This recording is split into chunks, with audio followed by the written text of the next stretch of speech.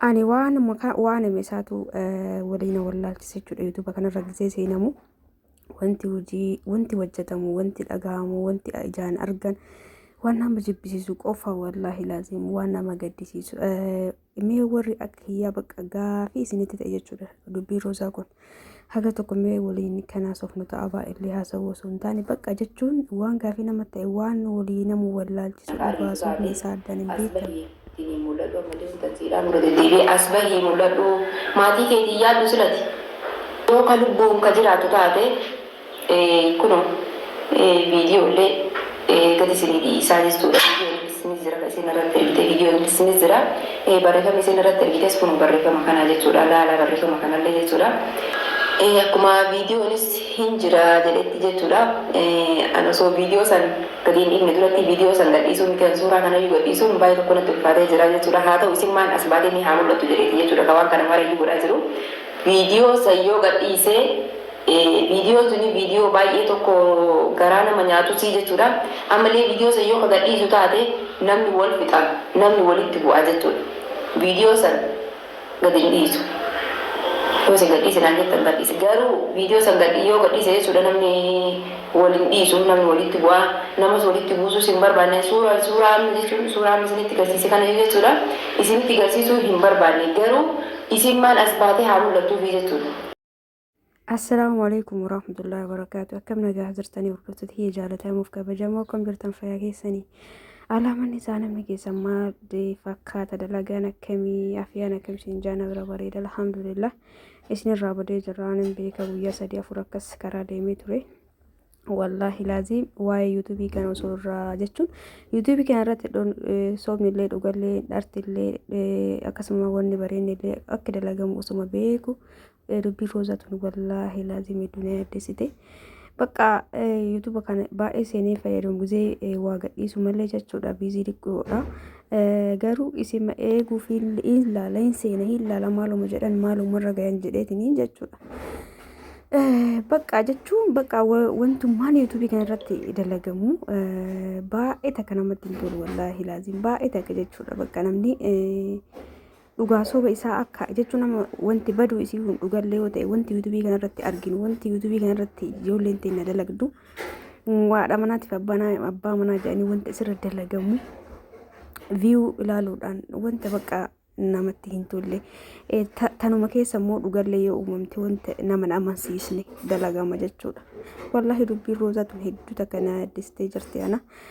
Viidiyoo kana ani viidiyoo namarratti waraabullee hin beeku ni beektan jedhee yaada viidiyoo namarratti waraabina namarraa dubbachuu hin barbaadu garuu viidiyoo Roozaa kuni maatii isaanii ka gadhiise gizee caqasu yaa rabbi dubbiin tun dhugamaa jedha deebi'ee gara naayyoo dhaga'u lakki sooba fakkaata jedha akkam akka jechuun akkamitti fudhatamee isin hagamma warra akka hiyya cinqamtan jirtanii wallahi akkasii hordoftoota kiyya maal jechuufiin dhufee viidiyoo ammoo raabame kanarratti footoon gabbahee viidiyoon nu bira jira eega jettan maaluma eegdan nama viidiyoo isinitti ergisan maaliif isan gaafachisne ani kanuma Saudi kanatti dabasitu malee wanni isin namatti walitti dubbii namatti jiru waan akkanatti waan gaddisiisu yaadasii lammalee jiraatu cinqatu malee anillee waan kanayyuu dhageenye kana itti isin Marima takkayyuun qab kana naan jennu ijoolleen amara durmaa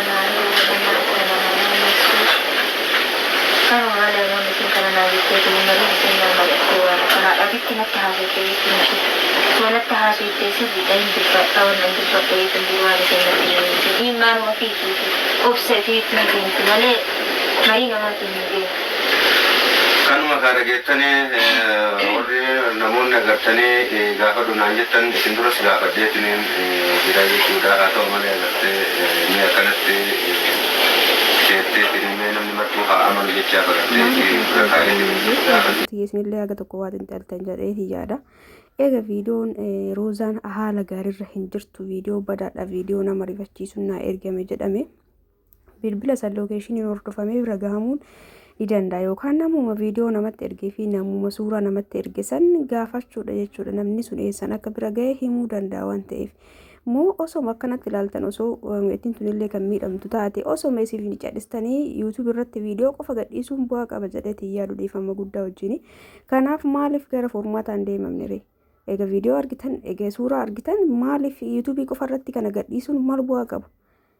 Jechuun maaliif gara qaama seeratti himanii bakka irra hin gahamne maaliif hin soqamne viidiyoo tokko gadhiisanii waraabanii gadhiisanii sila roozaan wattiin yoo ofiisiitii aartee dura manaa baate manatti deebi'uun isitti ulfaatuu danda'a, haalli isitti toluu dhabuu danda'a yoo akka jedhamus jechuun akka baay'ee jedhamanillee waan hin beekne irra dubbachuun barbaadu. Wannan garuu gaafii guddaa natti ta'e eega dura ishee akkaataa dhabanii amma eega viidiyoon nama bira ga'ee na bira erga ga'ee turee jira eega jettee jirti jechuudha saadaan.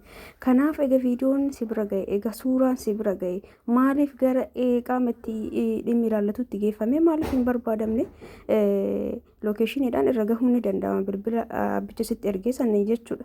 Kanaaf viidiyoo qofa waraabanii YouTube irra gadhiisuu akkana taate jechuun isiidhaaf fala ni ta'a jettanii yaaddani moo akkami? Ana garuu waan baay'ee takka gaafii natti ta'ee fi malee isirraa dubbachuu barbaadeetii fi miti.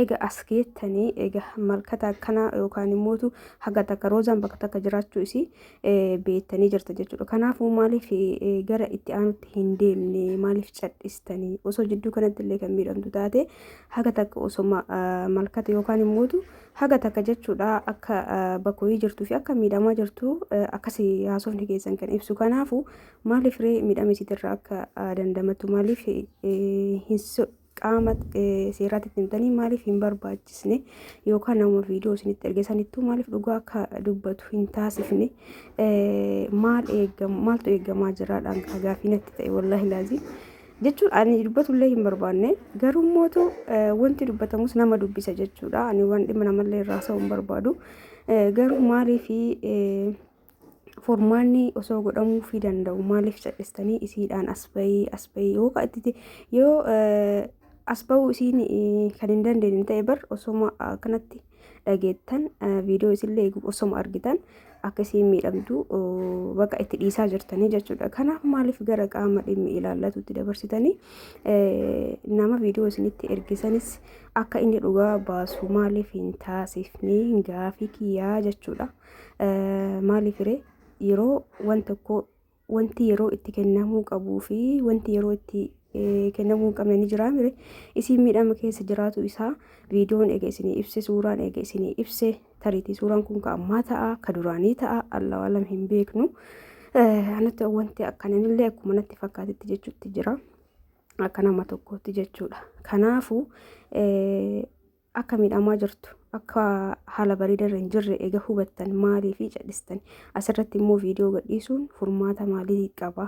Anama viidiyoo kana gadhiisuun roozaa bakka isin jirtutti waan isin irra jirtu keessa baasuu hin danda'a baasuu hin danda'u jechuudha. Hordoftoota kiyyatu dhagaha malee isiidhaaf furmaata miti jechuudha. Kanaaf waan isiidhaaf furmaata ta'u maaliif hin gittiin deemne dhugaadha gizee nama barbaada waa hedduu faajamee qeerraa bahamee dalagaa ofii dhiifameeti namni haguma takka viidiyoo kana deemee waraabuuf haa ta'u malee immoo erga akkana barbaadda seentanii haga takka gana waan caafii dhageettan ta'e wallaahi bakka jechuun yoo dubbiin tun dhugama taate gara dhimmi ilaallatutti deemaatiniin mucattii sanallee rakkoo isiin keessa jirtu keessaa baasaa viidiyoo waraabdanii viidiyoo daqiiqaa 10 daqiiqaa 8 asirra gadhiisuun rakkoo isiin keessa jirtu san keessa bahuuf furmaata hin ta'u jechuudha. Ka furmaata ta'u lookeeshinii nama saniitiif yookaan bilbilaanuu nama sanirraa adda baafachuu dandeettan sirriitti karaa sirrii ta'een itti deemuudhaan jechuudha. Kanaafuu maal eegaa jirtan kan jedhanaaf gaafii kiyya yoo balleessi dhiifamaa roozaan immoo yoo dhuguma akka jedhamutti ka miidiyaa ilaalaa jirta ta'a.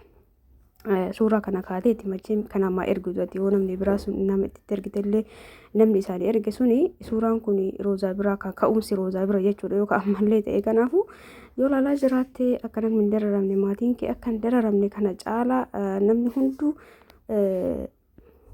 maatiin kee dararamuu sababa kee maatiin kee dararamuu hin qabu jechuudha. Fakkeenyaaf sababa abbaa keetiif osoo dararamte jennee Atis irra deebitee sababa keetiif abbaan kee akka dararamu laaluu hin qabdu jechuudha. Fakkeenyaaf siin jedhe. Kanaaf viidiyoo argitee bakka gahee bahi namni hundumaa ofii keessatti ni rakkata waa hedduu isa mudata garuu keessa ni darbama yeroodhaaf dhaartee yoo manaa baate haga maatiin kee akkanatti xaaru haga maatiin kee miidhamu kana caalaa hin eeginiitiin hin dubbadhu yoo viidiyoo argaa jiraatte an nagaa qaba jedhi dubbadhu haala keessa jirtu dubbatuun sitti tole jechuudha.